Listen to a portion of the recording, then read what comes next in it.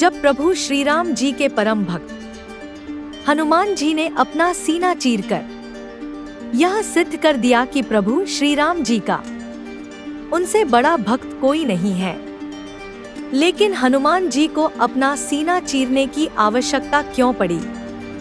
एक पौराणिक कथा के अनुसार जब 14 वर्षों के वनवास को बाद अयोध्या वापस लौटने पर भगवान श्री राम जी का राज्याभिषेक हो रहा था।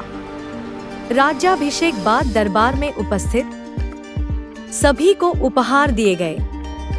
तब माता सीता जी ने रत्न जड़ित एक बहुमूल्य माला हनुमान जी को भेंट की। हनुमान जी ने खुशी खुशी वह माला ले ली, लेकिन थोड़ी दूरी जाकर वह अपने दांतों से माला को तोड़ते हुए बड़ी गौर से देखने लगे और उदास होकर एक एक कर माला के सारे मोती तोड़कर फेंक दिए। यह सब देखकर दरबार में उपस्थित सभी दरबारी आश्चर्यचकित रह गए।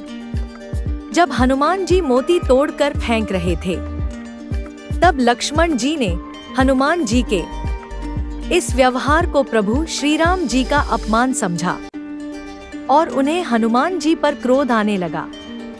लक्ष्मण जी ने प्रभु श्री राम जी से कहा कि हनुमान जी को माता सीता जी ने बहुमूल्य रत्नों की माला उपहार में दी और इन्होंने उस माला को तोड़कर फेंक दिया।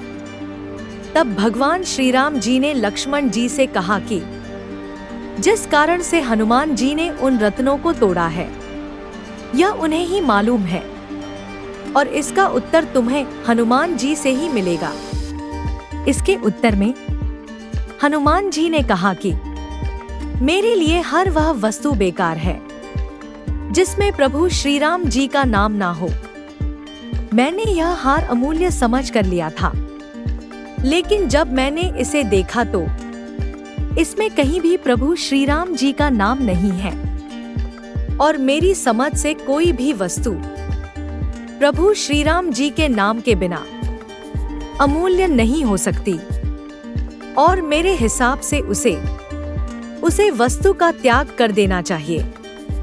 यह बात सुनकर लक्ष्मण जी बोले कि आपके शरीर पर भी तो राम का नाम नहीं है, तो इस शरीर को क्यों रखा है और इस शरीर का भी त्याग कर देना चाहिए।